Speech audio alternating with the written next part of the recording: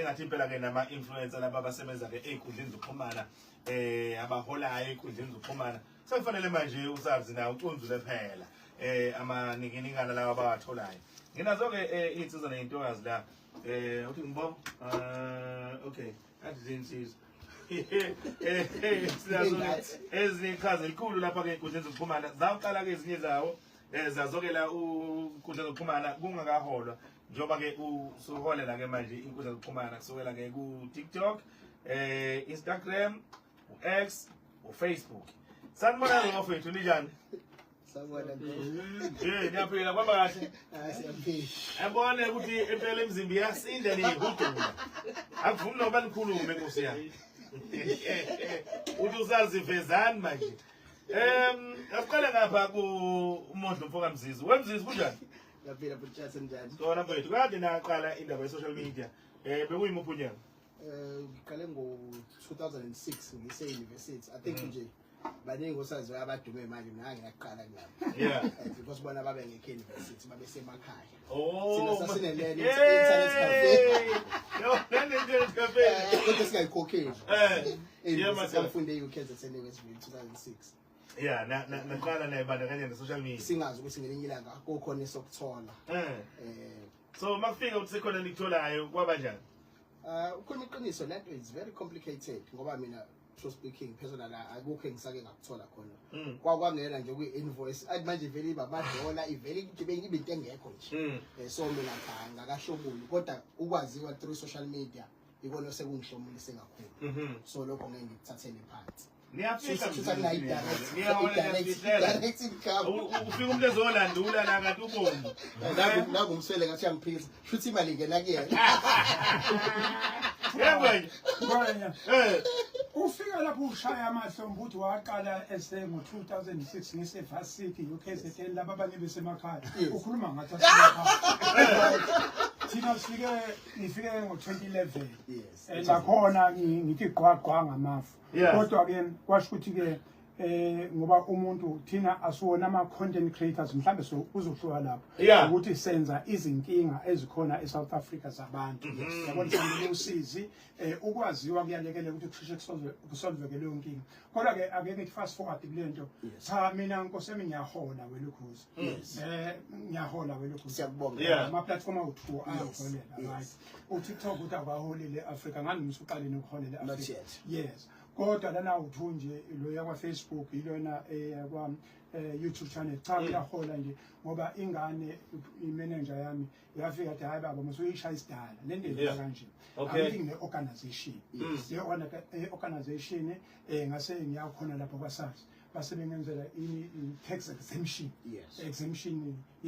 angithi lo tax exemption certificate bese ke ikhuluma ke nabo labantu base Ireland mangaphosisi base Ireland nikhuluma ngabo ngalezi zinto zokuxhumana bese ke izinto zakhona uyigcwalisa kahle siqonde ongangukuthi ngagcina sekuthole imanager khona kwa YouTube esikwazi ukukhuluma nje kodwa ngenxa ukuthi isilungu mina siphelelene kuye kube ingane phela leyo project ekwazi ukukhuluma nabo ngqo ukuthi lento uyenza kanjani awufundisana khona lokho phela ngwenya lo mjuluka lapha ingane zikhona sengivele ngicala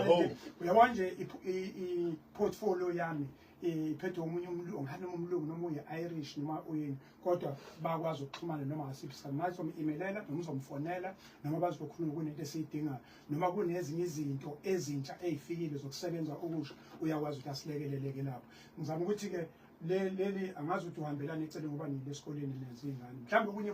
uzosicindezela ngoba njengoba sisebenza nje emsakazweni kubalulekile ukuthi ube ne-manager kubalulekile kakhulu ukuthi ube ne-manager hayi ukuthi leyo nto ikwenza ube into ethize kodwa iyakulekelela ngoba mase ngene e-boardroom funa khuluma ulimi lwangempela mina nje e-boardroom angisangeni ngene ingane ikhuluma isingisi ibathe ukuthi imali yalo baba kuzoba imali khona lapho esake sangena khona yathi ganqa imali engayazi athi uzongcoshela ama client yathi no 2 season i-centuries angazi nje century ni season kodwa sathi siphuma la sapho lapha nedili ongeke uzuyicabanga Yeah. sizama ukuthi ke ukubaleka kwemanager kodwa nje kulento le mhlambe ke uzothi mase sifaka imibuzo sobuza kwasazi ukuthi yini esingayenza ukuze singakwazi ukuthi sishayeke abanye abangakabi ne-tax exemption. Okubalulekile nje mawune organization une tax exemption ucishe ukulekelela bazosilekelela kubona ubabazi kancane. Ngizama ukuthi ke wonke umsebenzi owenzayo ma uzowenza kukhona umuntu okwazi ukuthi ke abe phambi kwakho nobe ngemuva oba wena ukwazi ukukhuluma ngecontent kodwa lezi zinto ezibhalwayo ngeke labanye abanikazi bazo. All right. Siphinde sibe no namawele la Chesterfield. Alapha ucingweni. Yeah, wamawele. Hayi. Yeah.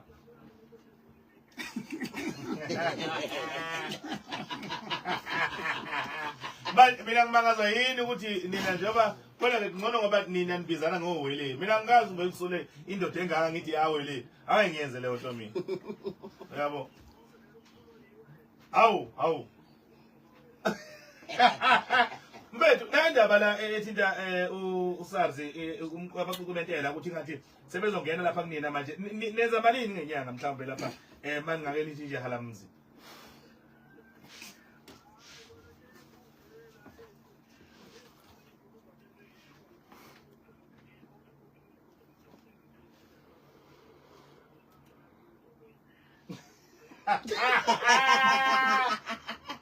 Yeah.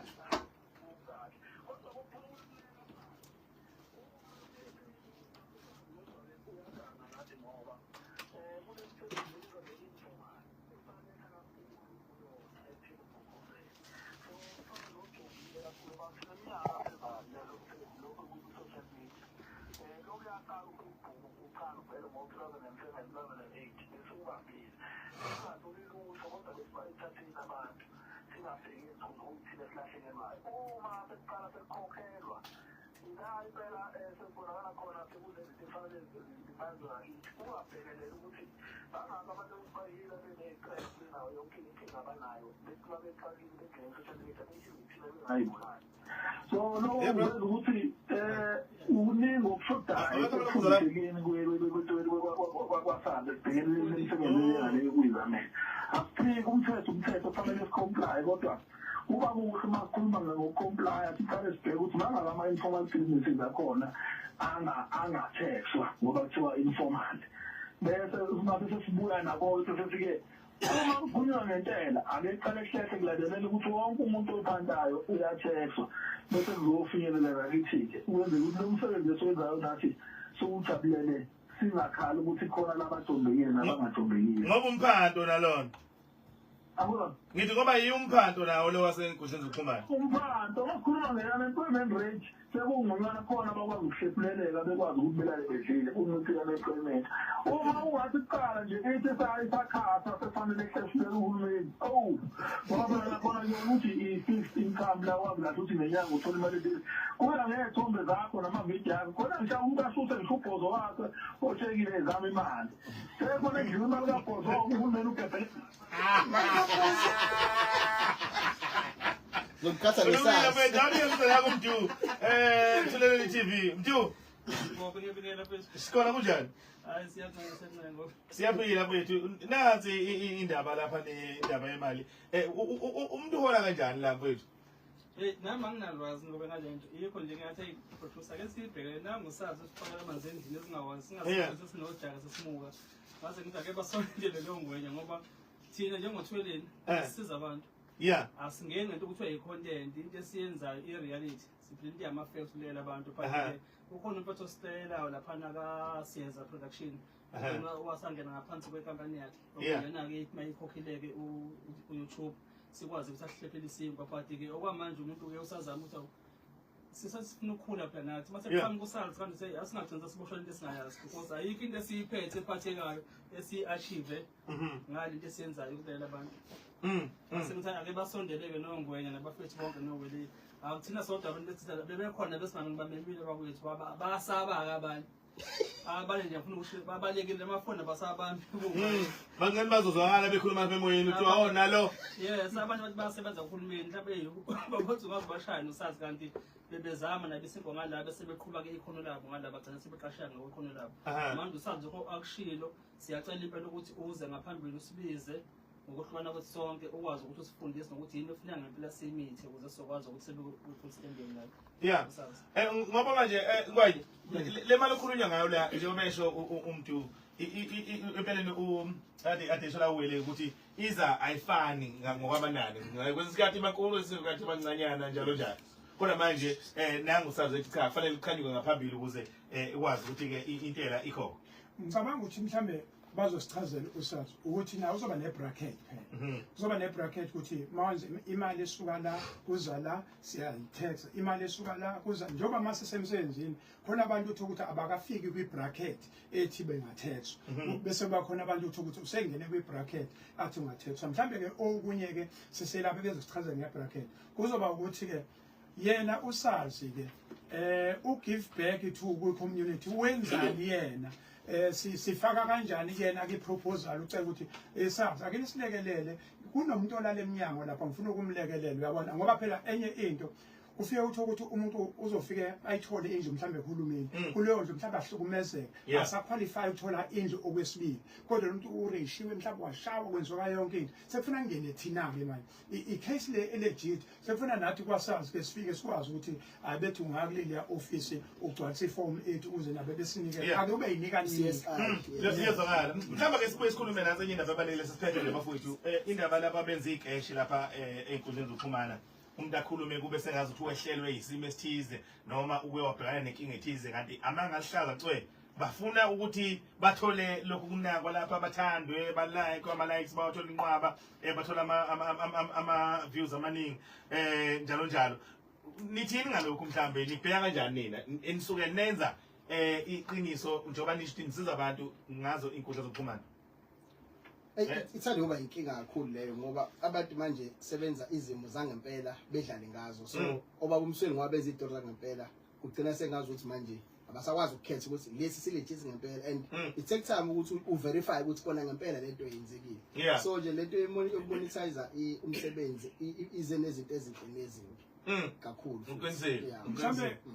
ngwenye ku-eda lapho makukuzitori kuze-ke kulungile abantu mabenza ama-likes kodwa hhayi uzokholelwa entweni uzogcine nawe mhlambe uthi ufuna ukusiza mina bengizothi kuba lula uma ukuthi umuntu unestori uhambe uyokwenza ne-background check asenze lapho kwenzeke khona isigigaba hhayi ukuthi usikhulume usixoxe isitori uma ufuna uxoxe iyitori uyikhulume ngaweze emsakazweni axoxa khona iyitori kodwa ey'ntweni ey'njengalezi zokusiza abantu kufanele uye lapha la kunesimo khona ukuthi nangumuntu kuwukuthi nokuthi then abantu mhlawumbe belekelele kodwa uma wenzela ama-likes-ke ayi olunye udaba lolo but on a serious note uma uhulumeni exakekile ebona ukuthi hayi engathi isolution ithina ama-artist mhlawumbe ayikho into esingayenza kufanele simsize mhlawumbe uhulumeni uxakekile uyabona isolution ukuthi simsize ke sama influencer sama comedians mhlawumbe ufuna ukuholela ngobe uyabona ikwaze kwenza ukwazi ukuthi wesekufuneka i-commission siye khona kwi-commission ngoba kovela amahlazo mangavula i-commission yama influencer wele ungathini bethu ngale sikhuluma ngayo njengamanje sesiphethe nje sibuka nje ngeke ayiphelele ukuthi mhlawumbe kwesinye isikhathi ake kube khona indlela yokuthi njengoba sazi ukuthi ngino-art and culture ake kuqale kube ukuthi into ebhekelela ama-influencers iba nendawo la ngoba noma kuthiwa indawo yokubhalisa umuntu abe nenamba eqondile ukugwema ukuthi kube khona abantu abazodlala ngawo lo msebenzi ngoba phela mase kuyavela yitoko engalethi izinto kodwa sekukuningi kakhulu ubugebengu noyile usengavele manje afonela abantu athi kunento ethile umuntu uthola ukuthi usenama-followers impela kodwa udlala ngabantu igcine silimazi uma uyilandelele so ungangcono kokuthi zimathe zisiyenza lento but bekhona indlela ebhaliseke ngayo ukugwema ukuthi ungadlaleki ngabantu ngoba mase kunemali buningi kakhulu ubugebengu obuqhamukayo okungagcina sebenza ukuthi abanye begcine beyibulala ngoba nami ngingasho noma yini ngomuntu ngenhloso ukuthi noma ngicreate i-account ngizibize ngongobe ngithi ngothatha ugodo bese ngithuka abantu bese kukuthi gcine sekulimala wona umsebenzi so ingangcono uma ingabhaliseka ukuthi khona indlela eqondile ukuthi beformate alright mfethu kulungile mthu mhlawumbe sesiphethe nje mfethu ungathini wena no siyabonga nje ithuba emsakazweni kakhulu senesivela ngaphambili sizozendlala nathi ukuthi cha sazi sikhona sibalekile siyafisa ukuthi nathi ngempela sisubmit ukaba kwenzayo kodwa nabafethu content creators siyacela ukuthi ngempela nabo ababambisana no-SARS sisebenze umsebenzi ngempela uma kuwumsebenzi into ema-content okuyiyona legit ngempela singaqamba amanga njengokuthuka abantu si-create iy'tori ezingekho for ama-likes nama-viewers because lokho kuzogcina nathi u-SARS manje ungasazi ukuthi ibona bapha kuyibona ngempela benza umsebenzi ngempela leyo khonde siyasibongela sethu leni. Alright, thank you Bafethu kakhulu.